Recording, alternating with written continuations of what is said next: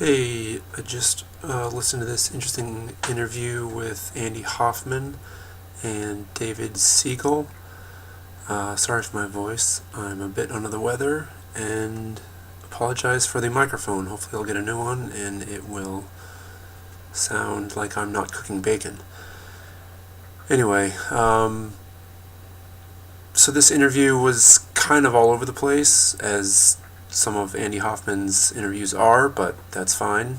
They're informational and informative. One of the articles he was mentioning that David Siegel had wrote is called "The Bitcoin Bubble Explained to a Couple of 4-Year-Old Twins." I'm annoyed that I haven't thought of this yet, and it's a brilliant way to explain to someone that Bitcoin is not in a bubble, and it's pretty much summed up in bubbles don't pop twice, which is so easy to think of and so easy to comprehend. It's kind of annoying. I didn't think of it first, but it makes perfect sense. He goes through, the common tulip examples, and he points out that it wasn't the tulip spot price that was the bubble, it was in fact the futures price. So that's an interesting clarification that I was vaguely aware of, but not to the extent of where they separated from one another. But I did know that it wasn't exactly a actual tulip bulb that was going up in price. His basic explanation of a bubble is there's nothing, once it pops, there's nothing there. So the South Sea Company was a bubble because after it popped, there was nothing there because they didn't have anything to offer in the first place. What was being offered was a scam and essentially invisible. Same with Enron. Throughout its time from 88 to 01, kaboom. Nothing left, nothing there. As he says, there was no there. Here's another one for long-term capital management. However, this one's a tricky one. It's not a bubble in the same sense, but kind of he describes it as over-levered, overconfident, overexposed, and they screwed up. So not in the traditional sense of a bubble, but kind of. The other one is the Dow Jones in the 20s and 30s, and then he adjusts it for inflation, and lo and behold, I guess you could call that a buying opportunity. And then he goes through Amazon, which I kind of refer to when people mention, oh, it's in a bubble. Sure, but once it came down, what was there? For $13, you could buy a portion of Amazon, or you could buy Amazon stock, and there you go, $13 is down here, and now we're well past 1,000. Excuse me. Another one that you hear commonly talked about or referred to as a bubble is the housing prices. Technically not, because you can essentially still buy a house, and in the video with Andy Hoffman, they did cover the what were they called? The loans, the mortgage-backed securities, I think. They basically covered that aspect of the bubbles, and that kind of was the bubble and not the physical house. So that one's a little trickier, but sort of. Here's his big question. When a bubble pops, is it a buying opportunity? So as you saw with the Amazon stock, that was a buying opportunity. And he goes through quite a number of Bitcoin price graphs, and you can kind of tell just from looking at the numbers, $20, that was some time ago. 2010, 2011. And it looks like that's down here. And then you have again coming up about 200, and this is 11 to 13, and I'm assuming that's this one right here. Up again, this was actually when I first heard about it. I bought my 1/10 of a Bitcoin at 900. I think it may have been on the way down, maybe. I knew it was a high. I knew it could be a mistake, but I thought if I don't buy it and use it, I can't really understand it. So I bought it, and I'm certainly glad I did. And then here is that. So I guess this would be the 25. This is the 200. This is the 1200. No, it'd be down here. I don't know, Mt. Gox is in here somewhere. But this is the most recent one, and I think today we're around 11.3, so somewhere in that area. Yeah, so he just covers what an actual bubble is, and when people either in the media or in articles are referring to, oh my god, the bubble, they're actually should be saying volatility, which totally makes sense. It goes up, it goes down, but as we've seen in the past, it goes down less than it goes up, or I guess it goes up more than down.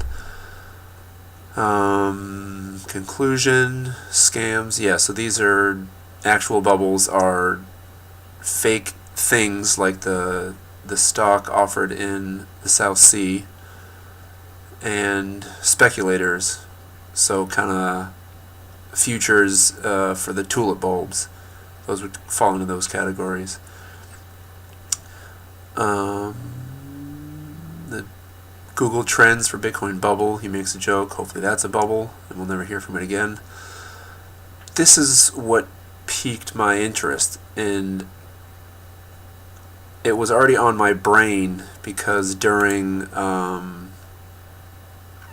the interview with Andy Hoffman, I think they were talking about market cap and talking about valuations or something around the 37-minute, 23-second area, and they made a comment about Ripple, and he'd said he didn't like it, or something was, it just wasn't for him. And I found it interesting that he included, after basically explaining throughout the whole article here, you know, look at this spot, look at this spot, look at all these spots, and we're still here at 18,000. He then shows a recent graph of XRP,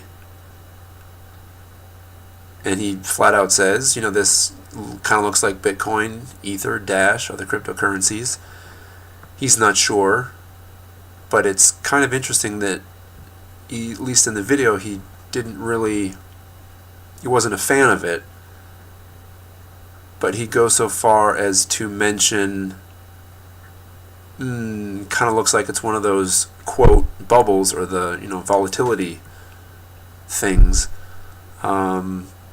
But he does link a article that I'm now reading and trying to sort out and figure out. That is this one, The Truth About Ripple by Crypto Yoda, which was relatively recent, at the beginning of this year. So yeah, he goes through this, and what piqued my interest, I'm sorry, I'm getting carried away from the original point of this video, but I'll have to do one about this in particular. What piqued my interest is the fact that this author used, and I quote, debt-based fiat currency, which I thought I was the only one that referred to it as that, but I find it very interesting because that tells me he's aware of fiat currency creation, and that it is actually created through debt, which not very many people know. and that's sort of the reason why I'm in cryptocurrency to begin with. But back to Siegel's article. Yeah, so it's not a bubble. It isn't. Here are the twins. I'm not sure what that stands for. And here is David on Medium. He's got a few other articles that I have yet to read, but he's a well-educated gentleman and definitely is thinking about things in a positive manner. I found it interesting during the interview itself. I don't want to say Andy Hoffman has a doomsday, a negative, Debbie Downer point of view, but a lot of what he was referring to as far as common knowns or things where people just would agree with him in other interviews I've heard of his, David actually, and you could kind of see it on his face during the interview, he's like, I'm not quite so sure I follow that. And it was interesting to hear Andy not necessarily backpedal, but try and give his reasoning or try and give the background as to this broad statement he made. David saying, what's your basis for that? And then Andy kind of, coming up with things and saying, well, kind of like this. So it's very refreshing to hear someone's kind of an alternative opinion on the use of Bitcoin. And something else that David had mentioned, I made a comment on it, around the 1236 timestamp. He had made the case for putting fiat currencies on a ledger or tokenizing the fiat currencies into a ledger, and I thought very interesting, and I knew Andy would pipe up and say something because I guess they have opposing views as far as the beneficial nature of fiat currencies and interest rates. So it was cool to kind of hear the two other sides, and David is more of a embrace regulation because unless it's regulated, it's not going anywhere, which I'm slowly sort of coming around to. Earlier I wouldn't hear it, wouldn't think about it, didn't want it, but now I'm considering what it means in the overall space, I guess. So that wasn't really a short video, but check out this article by David Siegel. I will put a link to this and a link to Andy Hoffman's interview with him and a link to Crypto Yoda, and probably if I didn't do this I'd forget it all, his Medium page. Till next time.